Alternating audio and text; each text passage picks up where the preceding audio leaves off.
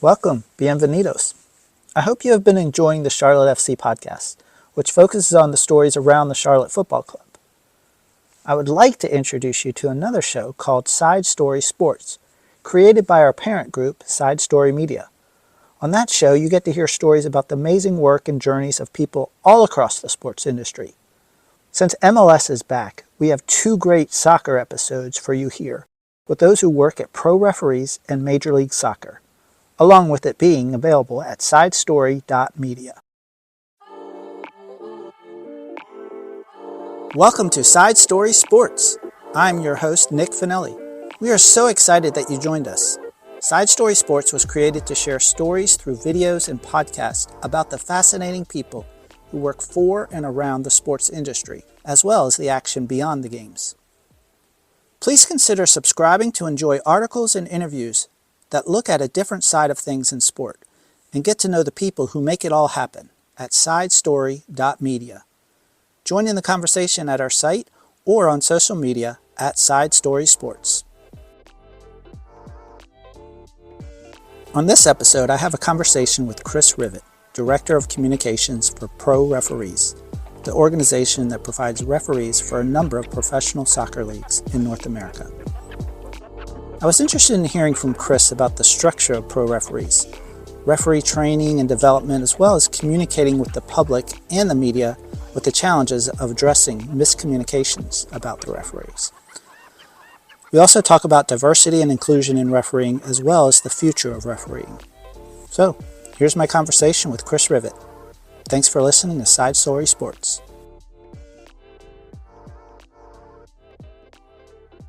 Chris, thanks for coming. Appreciate you being here. Thanks for having me. Looking forward to the conversations, Nick. So, we start out every episode with just a quick little elevator pitch for the guests to introduce themselves, their current role, and where they call home.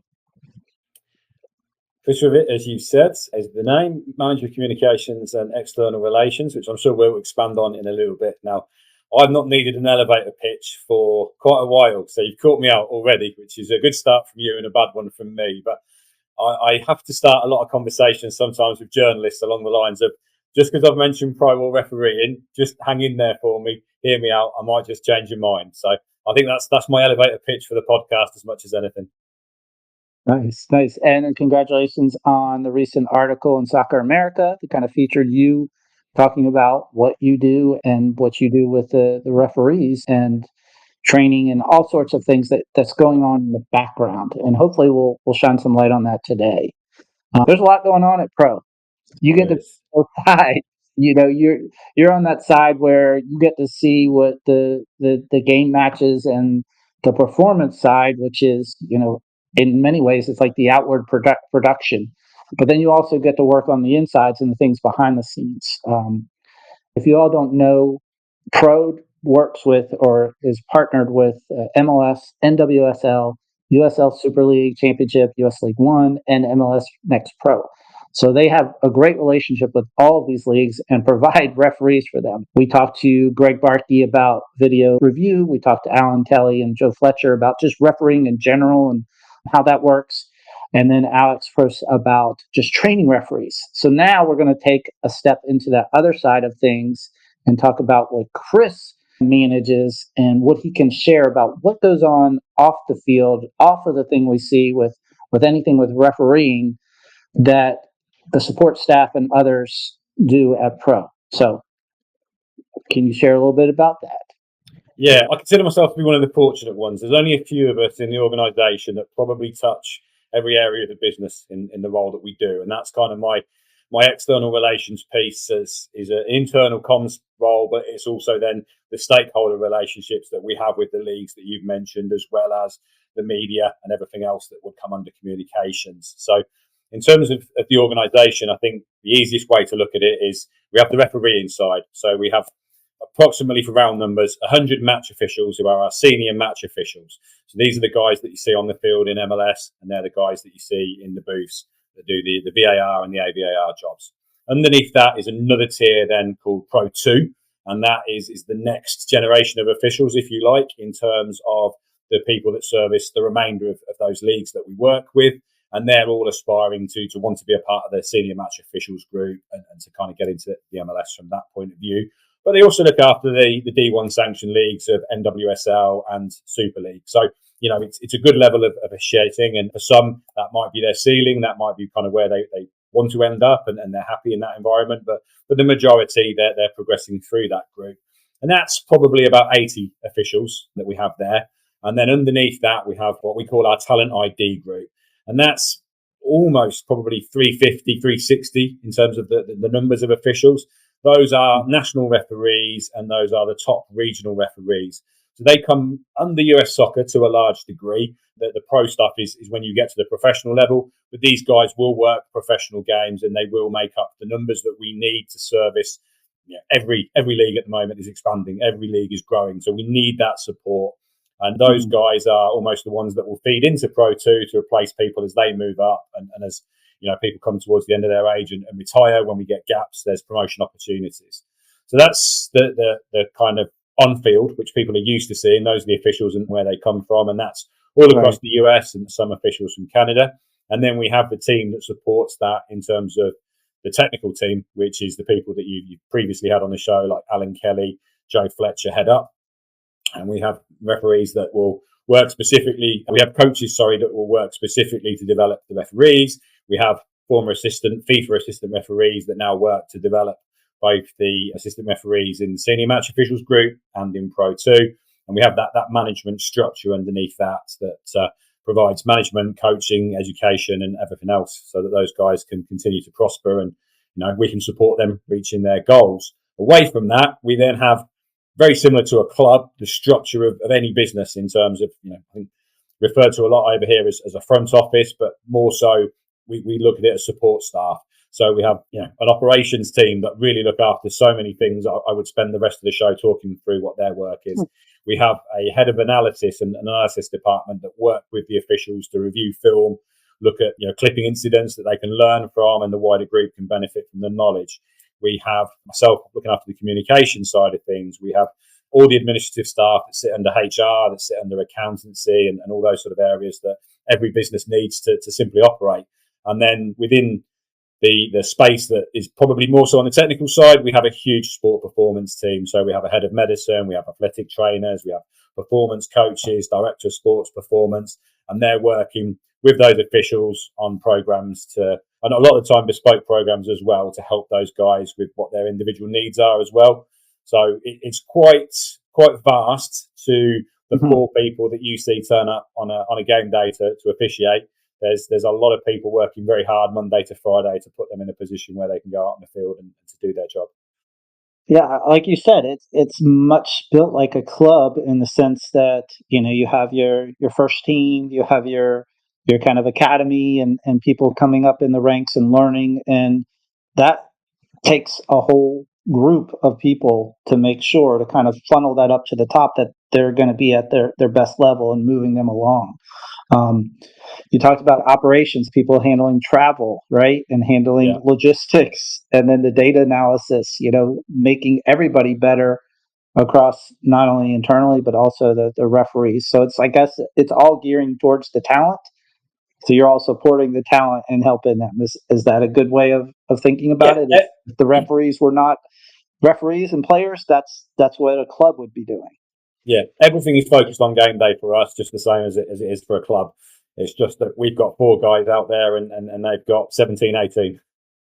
Yeah. And it changes. And you don't always have the same crew together. So now, I know a couple of times we've talked about this, just, with the other officials, the other people from Pro, it's just the training. And I know you go to the trainings. How often do they happen? What goes on there, and what do you take from it, from your perspective as a communications director, like putting that out there and letting the public know about, this is what our referees are going through? Yeah, so the senior match officials referees will meet on average once a month throughout the season. So we have a camp and we'll come together, sometimes for 2-3 days, sometimes for 4 or 5. And that's really just a touch point for the group to come together, to share learnings, to have education as a group, as well as what they do individually and they do themselves Monday to Friday to be ready. And it's camp traditionally will take the focus where we have classroom time, but we also have field sessions, and we try and make them fun. And again, just like any pro club, it's sometimes about as much building the team spirit and getting the group together as it is anything else. Mm-hmm. But the education is obviously a huge piece. And for those of us that come from a communication standpoint, a lot of the time I'm delivering messaging on behalf of the leagues, just making sure the officials are aware of things that are going on. So at the moment, we've got a anti-hate campaign that's being delivered. And the officials are wearing armbands throughout the rest of the playoffs and MLS Cup. You'll see, if you haven't already, a lot of LED board advertising in stadiums and stuff. So it's not stuff that we need to kind of spend too much time on, but it's just making sure the officials know that it's happening and why we're doing it and why it's, how we need them to support that messaging from the league perspective. And then, big presence from the sports performance team to obviously make sure the field sessions go well. And then from the management team to make sure that, everyone's prepared for that next game. Now, is there things that change a lot for you as far as in communicating week to week or month in a season, or is it more of like you just have to run with the plan for the season? Yeah, so we've got the external view of how we want to be perceived by the public. Now, that's my long-term project. And then we have a lot of the stakeholder and internal comms that obviously, again, any business just generates through everyday life. But predominantly the time at camp is really with the officials. And it might be that we've got an interview set up for a podcast like this and they just want to run through dry questions and just kind of be prepared for it. It might be something in terms of a print interview. Maybe we've got the opportunity to actually bring a journalist into camp sometimes and they get to see behind the scenes and stuff. So I'm there to facilitate those opportunities as well. And is it more of you all reaching out, or is it kind of a mix of, people asking, say, hey, we want to see behind the scenes? It's a mix. We have a lot of local market interest from where an official lives or was maybe brought up in terms of telling their story. So always grateful for that opportunity, because that might be the one piece that inspires that next official. So we always try and support those. They're really important to us. And then there is the bigger piece there of what I can do to proactively go out there and say, these guys are not as bad as you think they are. This is something that we think would be a good story for your readers. And sometimes I have to have the difficult calls, as I said with the elevator pitch at the beginning, where something's been written or said that's not quite accurate. And again, I'm not ringing up to go, hey, you got it wrong. I'm going up to go, how can we support you to make sure that doesn't happen again, or that we can get it right for you and maybe fill in that knowledge gap that's missing. So again, for us, it's sometimes I don't see, because of how broad all of the leagues are, I don't see or hear about everything until maybe I get to camp and someone says, hey, did you see this the other day? So try to be proactive in that space. We like to provide opportunity for people to hear from referees about their life, what they put in terms of levels of dedication in, because it's a huge commitment. They've done a lot of work to get to the level they're at anywhere within pro, and there's a lot more work still to be done. And for some guys, they're obviously very top referees that we have are amongst the best in the world, and they're looking at a Club World Cup on these shores next year. They're looking at a World Cup in 2026 that they want to be a part of. Others are maybe early on in their FIFA international careers who are looking at U17s tournaments, and we've been well represented this summer at those events. We've got Gold Cups and Olympic Games and things, and then there's others that are aspiring to want to be a part of that group. So everyone's at a different place, and sometimes the storytelling is outwardly good PR for that individual with where they want to get to. Yeah, and I was just thinking, just the whole season wide for a referee, just in soccer in general, they have to be the most fit people to be referees. I mean, no other sport is as demanding for a referee. I think maybe the exception of hockey, Yeah, where you skate. The game's changed so much now. A team's playing out from the back. You need to be close enough and on top of play in that space, but then you also need to be prepared that there might be a big ball out the back and suddenly the attack turns. And going back 10 years, even just a goal kick was taken in a completely different manner. So the level of fitness that's required, but more importantly, the awareness of how teams set themselves up and play is a really big piece of what we try to go through at camp and talk about from experiences the other officials have had who've recently done that team. That again is another good topic that we will cover at a camp.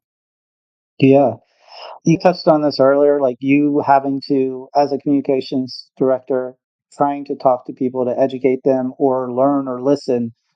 Are there any myths out there that you would be willing to clarify today about what is happening that maybe? people might there's think. there's a lot on a Sunday morning on social media. You know, that the perception that our guys just turn up, that they're not held accountable, that they don't know what they're doing, and they don't know anything about the game. We try to look at the result of the fan that's posted that to understand how genuine that feedback might be. But yeah, I mean, Mhm. I think if I can take 60 seconds, it's to say that these guys are professionals. They are very focused on wanting to not be a part of the storyline, and they go out every week to deliver a game that they love as much as we do. You know, they've got arguably the best view of the game from the position that they're in, and they enjoy a good game, and they enjoy the opportunity to make sure that the laws are upheld and things are done in a fair manner. And you can't keep everyone all of the time, so they will get criticism for that. But I think, yeah, sometimes it's a bit much when you see that people will come out there and say they're not held accountable. It's a deep conversation for today, but performances will be they are assessed, and they future assessment assignments that they get are reflected on those assessments. So referees that are doing well get the big games. They get the LA Derby, they get the Portland Seattle games, and that's the positive side of it. But then on the other side of it, you know, they're sometimes not going to get rewarded. You know, our perception of their performance from a management level might be the same as the public's. It might be different, but they Mhm. definitely are held accountable. They have regular briefing opportunities with coaches and management. They have an independent assessor that will look at their games. They will get feedback from the KMI panel, which is the key match incidents. So there's a lot of touch points around a performance that they get to see, as well as their own perception of how they've done. But certainly, yeah, they're working pretty hard, a lot harder than people realise, to be ready for that game. And at this time of the season with the playoffs, it shows on their performance. It's critical that they are ready, and they can go out there and deliver. And as far as for playoffs in any of these leagues, is it kind of a more of a selective process deciding these people are rated higher, so they basically make it to the playoffs like the clubs do? Yeah, yeah. You want your best players on the field to try and deliver a cup at the end of it, and it's the same for us. We want our best referees on the field to support that opportunity. You know, they work hard all year to put themselves in position for those games the way the clubs do. So again, going back to that analogy about us being quite similar to how clubs operate, we have probably a difference in this context that a team's all working together for the same common goal. We've got crews that go out there for the same common goal over a 90 or 120-minute game and stuff. But then we've also got a group that is full of team spirit and everyone's looking after each other, but only one person can referee MLS Cup. Only one person Yeah. can do the NWSL Championship. And there's a lot of competition. You know, there's guys that you know, will be pleased to see somebody else succeed where they've failed in a way that perhaps doesn't exist in other environments. But again, they are very competitive. They want the big game. That's where they want to be. Yeah. And I was thinking also just about the ratings and what you do internally as far as, how well the referee called the match, how well the assistant referee assisted and did what they needed to do. And I know there's a lot of people out there that are like, we want to see what's been positioned for them. Yeah. But I push back on that because they don't ask for that from the club. For instance, at Charlotte, they're not saying, Dean Smith, tell me how you graded Ashley Westwood and give me all the specific things that you said to him about every part of the match. You Yeah. know, it's almost like we'd have to do those comparisons if we're asking that from the referees. Do you agree kind of in that Yes. stance? And as I said, my role is a long project. I think any information is good information to share as long as we have a context to it and a level of understanding so that people can interpret that. And to get to a point where, you know, whether or not other people share the view that's how we should be doing it, to get to that point requires a lot of education. And somebody that runs a long way isn't necessarily the fittest or the best referee. It's just the demands of those two teams and that particular game on that particular day. So you've Mm-hmm. got to understand a lot more around even a simple metric like how far referees run. It's more about, Right. is that relative to the team's overall output for players, and you know, a lot of factors come into that. And also, running a long way could be an indication that they're not on top of play. So it might not be a really important metric to judge a referee by. Right, or they're not in the right position. Like Yeah. they should have been way behind to see something. Definitely. Since you work across different leagues, how does that work for you in what you do? Since you work across all those different ones, is it any different? Is there just subtle differences? On the field, and this is more of a technical question for some of the other guys to answer. On the field, the big difference for us is whether or not it's a VAR league or not. So that will obviously impact on how the game is refereed in certain areas, such as, you probably spoke about this with Joe, but delayed flag, and obviously why that exists for VAR that doesn't exist in those other leagues that don't support it. But from that point of view, my role is more pretty consistent. We equally service the leagues as best we can in terms of we have regular conversations with broadcast teams. We work a lot to go over clips that we use at camps with the officials as learning points. We will have a monthly broadcast call and we'll sit down with the guys in terms of USL, NWSL and MLS to share that knowledge. I'm working on a plan next year to try and bring some of those learning points to a much wider audience through the media so that we can expose podcast producers like yourselves and written media to some of those learning points and try and get that message out. We do quite a lot in terms of inside video review that you've obviously seen with Greg Barkey, where we try to make sure fans understand, even if they don't agree, how a decision was reached and whether we view it as the correct decision. But we're trying to grow that knowledge. And for me, this year has been about just really building those relationships, trying to hit the influential groups to make sure, one, they've got that understanding and they're delivering the right message. And that's not the right message from a pro did a brilliant job, because we've said to them, if we got it wrong, you can call this out, because we don't expect you to jeopardize your professional integrity by saying, brilliant call, because you want to be on the next broadcast call. So, it's really important to us that we just help them understand the real nuances of referees that exist. And handball is the big one. Offside, sometimes, even though it's a factual one, can be a big one. And for example, the 3 different types of offside that exist. So there's real deep levels that we need to get into with what an assistant referee might go through. Going back to another myth, the thought process that if you can't decide within 30 seconds whether or not it should be reviewed, it shouldn't be clear and obvious. That would never work, because there are sometimes 2 or 3 elements of a check that need to happen, because you might have an offside incident and a handball in the same passage of play that need to be reviewed. So, we could never work to some of the rules that I think fans put out there as, well, that would solve the problem. And we're like, don't worry, we have kind of tried to think of these things, but this is the reality of what that looks like. So again, that time with leagues is really important. I think we tried to culturally adapt and change the relationship that we have with leagues in terms of not seeing it maybe as a transactional relationship that existed before, where we were the referees that supplied a service to the league. It's more of a partnership. It's more about how we could work together to players are aware of opportunities as they come towards the end of their career in refereeing. It's trying to work now as a partner. It's trying to work where these broadcast calls are done in conjunction with the leagues, so they sit on the calls with us in terms of their management team, and they help us to deliver messaging and things like that. So certainly from our point of view, it's been a season of evolution, but these things will take time. Yeah, and this is only your second year with pro in this capacity, or actually you've got some increased capacity. Yeah. First full season that pro had a full-time dedicated communications person. So from the point of view of where we are, I'd say we're doing well. We've got a lot to do, and we'll certainly aim to do it better next season. And like you said, you said how many total people work in pro, and like you said, of the refereeing side, but on the other side, listing all those, about how many support all of that. I also know the exact number. I'm going to say it's around 35 off the top of my head in terms of support staff to assist in terms of the business, and then those that work on the technical side. Right. And then, of course, with the refereeing, there's more and more, besides recruitment, there's more women referees and increasing each year. I don't know if probably it's a goal to help with everything. And we've gotten a lot of good referees from pro referees, not only in MLS, but NWSL and USL leagues. So I'm guessing that's also a long-term focus, is to grow that side. Yeah. One of the fortunate things, and why I'm nodding when you speak, and one of the really fortunate things I've found from the US and Canada is just the level of diversity, and that creates opportunities.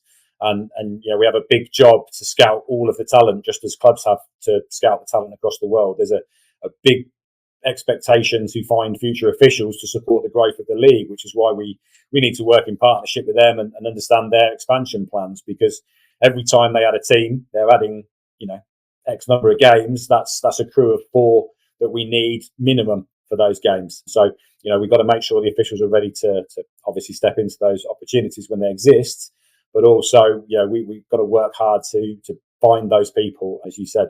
And I think, and again, I should know the numbers to quote them off the top of my head. I don't want to take you down the wrong path, but we are seeing more success at the very top level, and that creates opportunities in terms of how many females we've got, as an example, in the FIFA panel now. That is creating more and more opportunities for people with the entire program. So there's a domino effect. So it's certainly moving in the right direction. All right. Well, let's shift gears a little bit and talk about, because I'm sure everybody already picked up from your accent, you are not from the States. So where did you grow up? So my hometown in England is Northampton. So pretty much smack bang in the middle, an hour north of London and an hour south of Birmingham. So I've always said it's a good place to be to get somewhere else. Nice. And so did you have particular interests, dreams growing up that you like to share?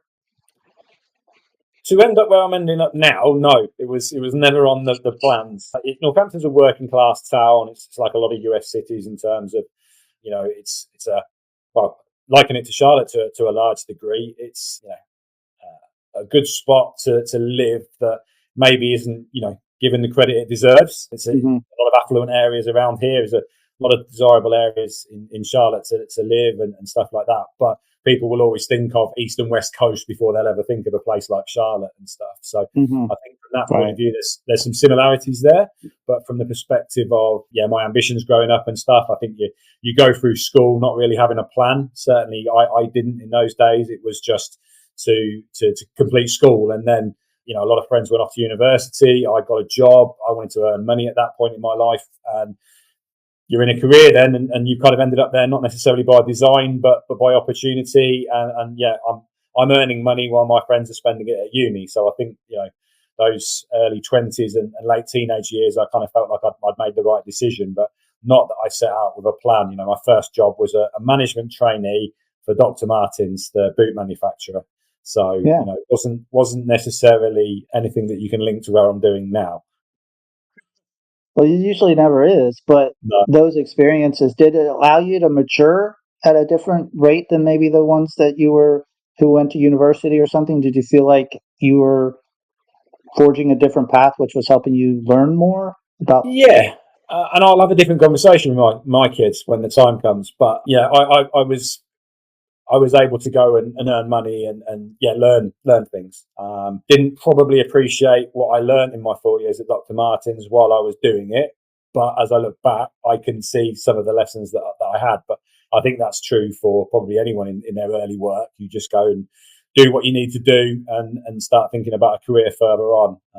In the most part, for me, that was where I was at. I was fortunate that one of my placements was in the marketing department that I really enjoyed, and one of my placements was in the IT department where I got to test software and play around with programming, and those probably were the early start of me beginning to formulate in my head, this is something I enjoyed doing, that led to me then being able to get jobs within clubs in England. All right. So speaking of that, how did you get into soccer? How did you get into football? Was it just something you always grew up and loved, and you're like, hey, this would be cool if I did something with this, but not necessarily? Yeah, again, very lucky. My hometown team, Northampton, the club I support, they were looking for a website editor. First time clubs had really gone out there with websites. Had a reasonable background in English as a subject at school and enjoyed it and done well. And I felt I could write. I knew, obviously, the subject matter pretty well because I'd been a fan, and I'd got the background from a technical point of view through what I touched on in the IT department. So for me, it was, chuck the resume in and see what happens. And I got an interview and made a good impression, and I got the job, and I had 2 really good seasons working for the club. And then I thought, am I good at this job because it's my hometown team and I knew background what I needed to know to be successful, or am I actually good at this? And a job came up at the time at Luton, who were in a higher division, and it was a chance to head up a department. And again, I thought I fancy that, and went for it and got the role. And that was probably the best thing I did, because moving out of my comfort zone, moving to a new club where I didn't know anyone, not far away, Mhm. we're talking kind of 45 minutes down the road, so not Mhm. far in England standards, let alone here. But from the perspective of taking me out of the comfort zone and just thinking more about what I was doing strategically, knowing that certain things I'd done worked because I was at Northampton, doesn't mean they correlate to Luton. It also meant that I wasn't just going to turn up and do everything I'd previously done in a new role and hope I got the same outcomes. So I think from a career development point of view, that was a big moment for sure. So when did you start your own company, or what made you decide to do that? I had 18 months at Luton. I really enjoyed it. I just didn't want to live there. And it was getting to a point where I probably needed to be in the club every day. And I had a good balance at the time in terms of working from home. Long before working from home was a thing, but it was part of, Mhm. of why I wanted to take the job, that I could split my time as I needed to. So I was getting to the point where I needed to be at the club more. I didn't want to make the move. And to be honest, after nearly 4 seasons at that level, it becomes a bit repetitive, traveling to the same, grounds every weekend. And Mhm. I've been involved in various committees. I've worked on projects at a league level, and I was respected, and people came to me for advice. And I sort of just hit upon the idea one day that maybe I could work for 2 or 3 clubs. Maybe setting up the business was an opportunity to help with a couple of clubs, as well as Luton didn't want me to leave. That was a big part of the decision. That when I told them how I felt about things, they were trying their best to keep me happy. So they were my first client, and that set me up, knowing I could make the move, having got some money, because that's Right. the most important step, because it is a big jump at that point. And then it was a case Yeah. of backing myself to see opportunities at other clubs. And we're still talking about a pre-social media era, so my timing was incredible from the perspective that I then moved into a communication space as a new whole world of communication opened itself up. So very Right. lucky in that regard, because it was 2005 and Facebook was the only thing that was just beginning to get out there in terms of a mainstream platform. Yeah, they technically, I think in those times, they were just calling all of that new media because they Yeah, weren't sure what it was. Like, they just knew it was not the traditional. But you ended up not only working for clubs, but also like whole organizations. Was that because you already were kind of in with those other ones, and you're like, oh, well, I know this person here. I could offer this. Is that how it worked? yeah. My breakthrough was working with the English Football League, because I'd sat on committees. They knew what I was about. They knew my work ethic and the standards I held. And when the league brought a website in I think it was about 2007, they came to me and basically said, look, we need somebody that understands the game in this country, and we need somebody with a network. Is it something of interest? Um, that in a funny way was almost the job within itself. The league Mhm. website, because of what happened with social media. We grew from a few hours of support just to kind of get the website going, to producing all of the match programs for the cup finals. The level of digital coverage that we were doing towards the end of the contract. I was really lucky. I got to sit in some of the best seats at Wembley. I'd have the place to myself 24 hours before a League Cup final, because we would be in there getting ourselves ready, and we could have some fun. I was in the tunnel when the teams came out. I got to some great places through that, and really opened the door into the business growing, because of the network that I was Yeah. able to grow through the contacts at clubs. People would leave a club, move into another space, and things like that. And yeah, just building the right relationships with people, and them knowing I could look after them and help them. And then opening up also to sponsorship, working for Yeah, sponsors to help them get in, like that segue, because you'd have to reach out for the clubs anyway. yeah, we were really lucky. I never really spent any money on advertising the business. The majority of work that we got was referrals and word of mouth, or just being in the right place at the right time for a conversation. And we did some work with Samsung when they first took over their sponsorship of Chelsea, and again, fun projects to be involved with. So I consider myself lucky with some of the clubs that I work with, the leagues that I work with. And it wasn't just in soccer. We were working with the World Rugby Union, we were working with the Lawn Tennis Association. So we were doing a lot of publication work for top level UK organisations and national governing bodies. So it was, again, partly because people had maybe transitioned from soccer into that world, or because we'd Uh-huh. done a good job and they'd seen the product and they'd reached us and asked us if we could help them. But that helped me, because things in other sports would benefit me in soccer, and learning some soccer would potentially give me ideas that we could try in other sports. Right, and then, easily transferable to rugby or cricket because you're presenting the organization. You're presenting that structure and what they do. Yeah, Now, yeah. I can't imagine what it was like then versus now, the whole digital production that you have to go through. Do you feel like it's just night and day different from when you started? I would say it's a great one. I would say the end product and the process hasn't really changed other than become easier. It's just a much bigger camera is where we would have been, 15, 20 years ago, versus a phone now, which is way more powerful than any camera I probably ever used. But it was bits of kit that you would need for lighting, and everything needed its separate charger and needed to be plugged in. And, you really had to be on it from the point of view of being ready to do something.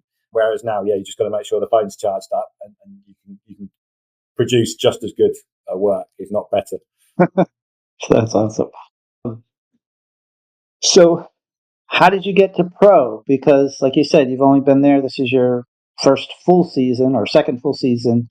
How'd you get there? How did that end up calling you to be part of it? I work with the PGMOL in England, looking after a website called Ref World, which is no longer in existence, but effectively it became part of PremierLeague.com. And through that, years later, came an opportunity to do some consultancy work with Pro. That's the short answer to that question.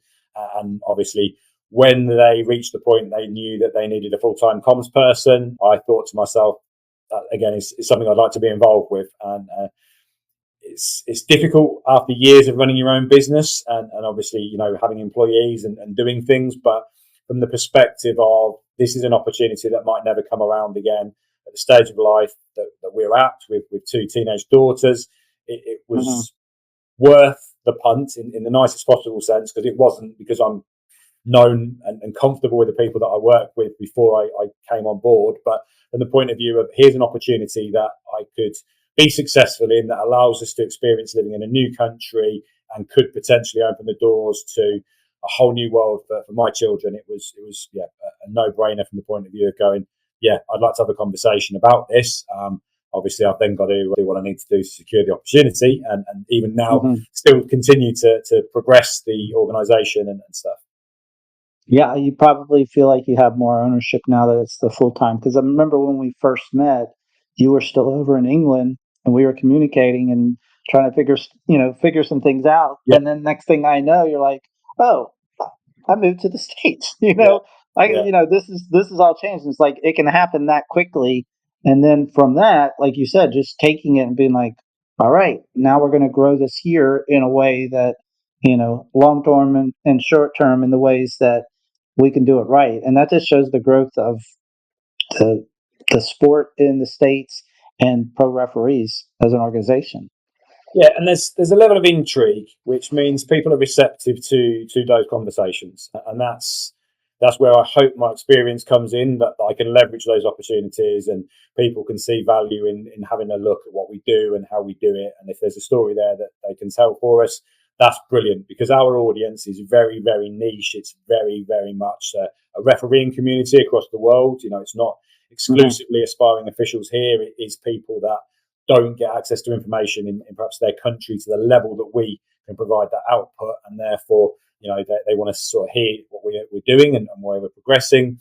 But there's a lot of stories to be told, and that's the longevity of the project as well. That everyone's story is different. Yeah. So what do you really love most about what you're doing now? Like you can't wait to Any get out of bed to do.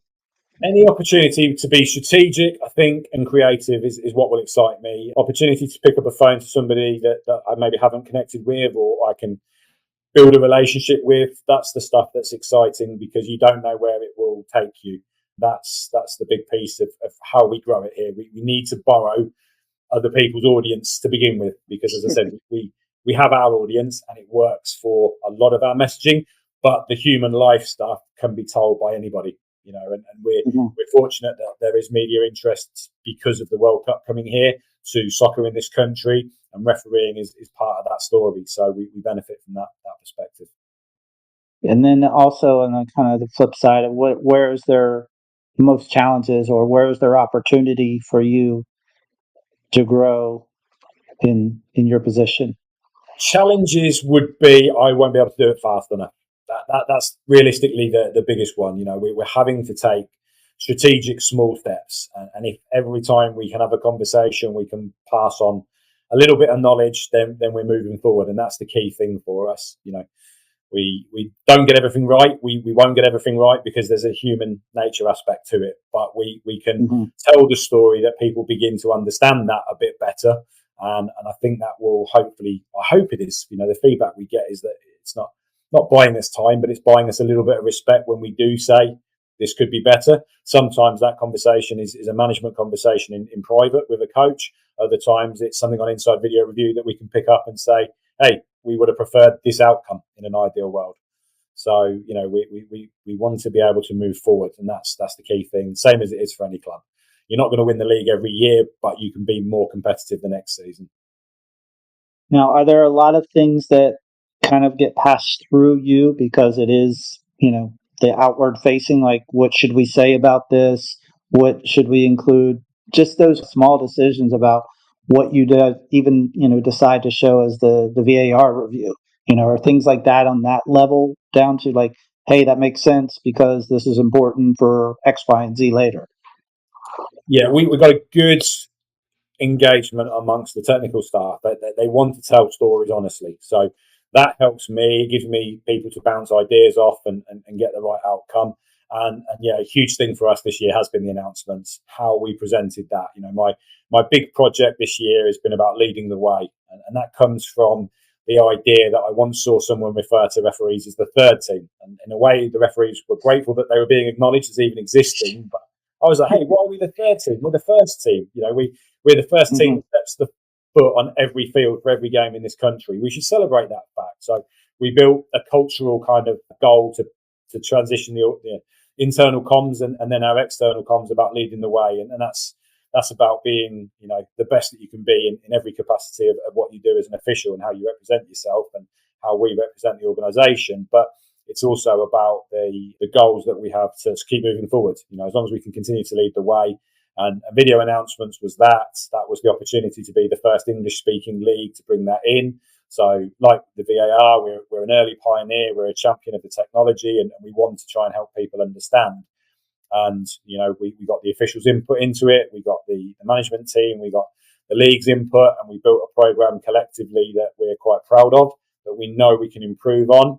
And the success has been in not quoting law and simplifying the way that we deliver a short and succinct message, because it's got to be relatively concise, because we don't want to be taking another 2 minutes onto a review to explain a decision. We wanted to try and be punchy, get the outcome out there. So that's an area where I think, we've done well. Yeah, and like I said, I think earlier to Greg, it's like the hand signals are just as important as what's being said, because some people might not understand what was said or couldn't hear it, but they see what the official does and they're like, oh, okay, I know what was called. So I think that just helps internationally.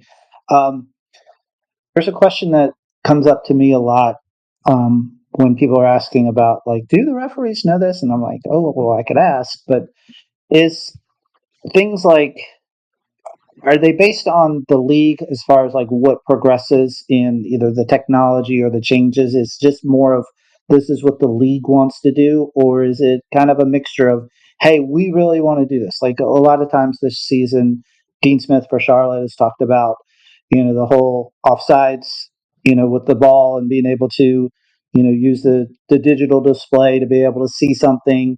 They have that in the Premier League, and I guess, sometimes people are like, well, why don't they have it here? I know there's a bigger answer to this, but like, Yeah. what do you say when people ask that question? I would say it is a mix. I would say the leagues are strong drivers because they want their product to be better, and they have committees that sit and discuss and decide these things and evaluate what's a good fit for the league and what's a good fit for the game. There's a close relationship in terms of how we work, and we can give guidance. But ultimately, if a league decides that this is something they want to do and it affects officiating, it's our job to deliver it. in all honesty, there is obviously the laws of the game which we have to uphold. And some initiatives are competition rules, and some obviously can't happen because the law of the game would never allow them. So, there are Right. things that MLS is experimenting with at a next pro level that, could be hugely successful, and we might see rolled out across the world over the next 5 years. There's a hunger there to want to, I think, drive the future of positive change in the game, and making the opportunity for the ball to be in play more often and more goals and all those things is important. But it's also that pathway to MLS from an ex-pro perspective. And then on the other side of it, NWSL also as a league has some good ideas about what they want to do in the women's game. So definitely league-led, league-driven, I think is probably the best answer to it, rather than it being exclusively one party or another. Right.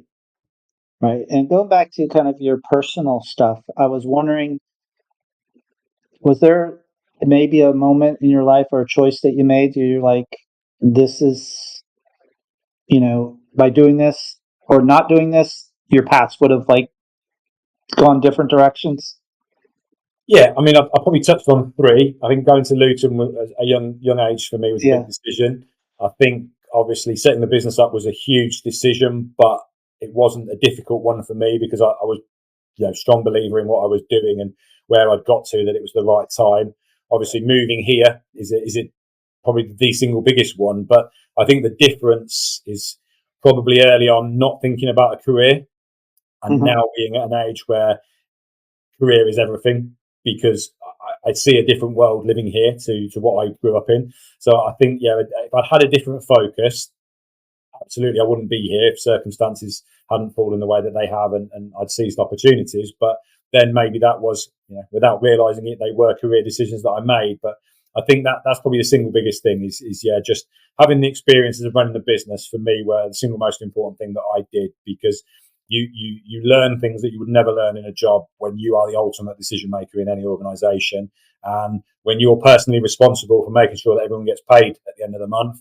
There is a pressure that comes from that, and some people can manage it, and for some it's just not something that they want to be. So I think from that point of view, the lessons I had from running the business were probably the strongest answer to your question is the lessons that I had from learning the business are the biggest points, not the decision to run the business, but actually what I learned, and that's probably making me more successful now in this role, because I think I've kind of built a network now. I pride myself on long-term relationships, and that Yeah. comes from wanting to look after people as employees and being able to support them and nurture them in their growth. So you have a similar feeling towards, obviously, a journalist that just wants to know a little bit more about refereeing.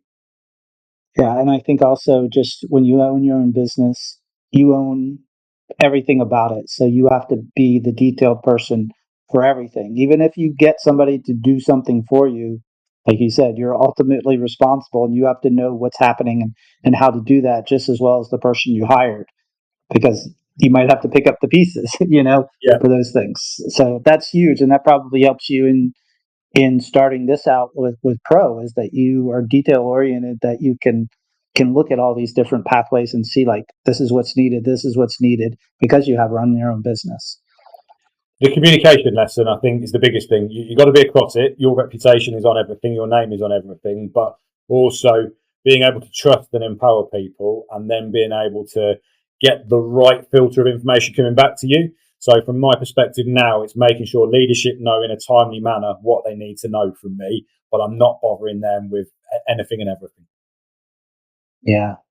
Do you have any, not that I want to focus on any failures, but do you have, like you said, you learned from that. Was there like a big thing that you're like, oh man, never again? Like I really learned Um, this lesson from this. Like that was a snuff not on my part. Not really, and I say that purely because I've had a mindset, and I think you have to when you own a business. But I think it's a good mindset to have. Just that you always make the right decision, and that might sound arrogant, but what I mean by that is based on the information that I had available, I made a decision. So that was the right decision for me in that moment. If it later proves that I made the wrong decision, that's because the information that I based it on was wrong. So I think Hmm. from my perspective, I've never really looked at things that have gone wrong as a failure. I've tried to look at them as a lesson and just gone, right, it's a life lesson. Just take it, move on, and make sure you find out why and how it happened, and you don't put yourself in that situation again.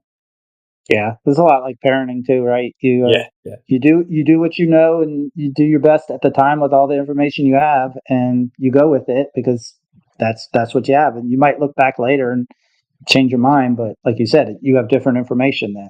So yeah, yeah. Parenting's a good comparison. That's a harder one though. yeah, definitely, definitely, a lot more emotion involved in that one. So, what inspires you each day? What is the thing that you're like you said, these long term goals? What do you want to be able to do with this? Genuine belief that we're making a difference. I think that's the inspiration that we can raise the profile of the role in the game, and I think the opportunity here is massive. You know, we've spoken about this before, but the opportunity for the Mhm. game in this country, for me, is bigger than anywhere else in the world. And Far East will always have these big money leagues that come in, but I never see sustainability. Here, I see sustainability, and that is what you need for growth. So I think the opportunities here are massive. I don't think they're comparable to anywhere else in the world. I have a lot of conversations with people, and they're like, "Oh, I love this thing about the English game, and it would be great to do it here." And I'm like, "No, the the way it works here is actually really good for this community and this market and this environment. So I don't think you should change it. You know, that's my personal view on certain things. But I think the game is just different in America and different in a really good way as well. There's a lot Mhm. of baggage that comes with 125, 30 years of a club existing that, well, we've always done it this Right. way, and it's hard to change culture and mindsets. Whereas here we don't. You know, the game's been around for as long in this country, but there's not that attachment and mentality. And that, again, is an American psyche thing more than a soccer thing, I think. Yeah, I would agree. The kind of the startup or remake yourself can definitely happen in this country, from what I've seen. All right, we have the last section of our podcast, so we call it stoppage time. Quick Yeah. answers at the end before we can go. Do you have any walk up music or music you hear when you enter the room? So I knew this was coming based on listening to previous shows, and I don't, and it's a bad answer, and I'll probably finish the call and think of something, but I You're tend gonna to have be to ask your someone. kids. I'll listen to a song I've not heard for ages, and then I'll just listen to that group on repeat. So I heard Erase or Rewind the other day by the Cardigans. I show my age with that, but I've just started listening to the Cardigans and Garbage, and I'm just having a bit of a late '90s, early 2000s kind of throwback. And you know, when Oasis tour kicks off, I'll probably get into that because I grew up around Oasis and Blur and Manic Street Yeah, Preachers and Stereophonics. So I tend to just flip through old albums, and yeah, something will come on, and that'll be me for a couple of weeks, and then I'll move on and forget about it. So nothing that springs nice. to mind. All right. Do you have any regular rituals, personal things you do each day? A decent cup of coffee in the morning to get me set for the day. No, I mean, You're not a tea person? no, I'm very anti-English in that stance. I absolutely despise tea. So, no, coffee for me. Some time just to kind of go through a plan for the day, and emails, anything that's come in that impacts on my plan for the day. That's the ritual. That's probably the only routine from a work perspective and a getting ready for work view. I'm just curious. Are you a digital planner or kind of a paper notebook type person? I'm very digital and the occasional post-it note. So things that I mustn't Okay. forget, tiny, just scribble down on a post-it note. But yeah, digital for me. Okay. Do you have a favorite unplugged activity? Just get away from any technology type stuff. Yeah, any time. Friday nights before we moved, I was always quite protective of those. They were a good time for me, and just switch off, watch a film, watch a series, watch 2 or 3 episodes, and just have that break from the phone and some time with the family and stuff. So, you know, it is driven by when I'm here because I do a lot more traveling, and it's driven Hmm. by commitments. But certainly, anytime I can watch a film, I will turn my phone off and quite disciplined. I turn my phone off at night. I'm not someone that keeps it by my bed. So for me, that's Yeah. just that time to just forget about everything because sport is what most people want to talk about socially. When it's your job, it's nice to just have that moment with the family and just go, let's just watch something. Doesn't matter if it's, Yeah. Yeah. Do you have a go-to snack when you watch a match? When you're not on official duty? there, there, there ought to be an answer to that in terms of something American, but I don't tend to snack. That's true. That's probably an American thing too that I'm Yeah, I mean, pushing. listen, I've got into chicken tenders. I like chicken tenders, so not quite a snack, but maybe that's the answer. Have you tasted the different ones? Because I'm sure there's probably several out there in this where you live that you've tried. Yes, but yeah, I mean, You don't want to give them it's give not them it's not a brand a opportunity. I don't think I'm going to get any sponsorship out of it. credit. So no, I will be happy. Yeah, I won't snack, but if there's some chicken tenders in front of me, I'll probably eat that. All right. What design impresses you more, interior or exterior? Interior, there's more you can do. It's more of a blank canvas. There's only so much you can do with the outside. All right. Do you find starting a project or finishing one more gratifying? Definitely finishing. When you start a project, you're just opening yourself up to finding something else that needs to be done. So to complete a process is a good thing, I think. Okay.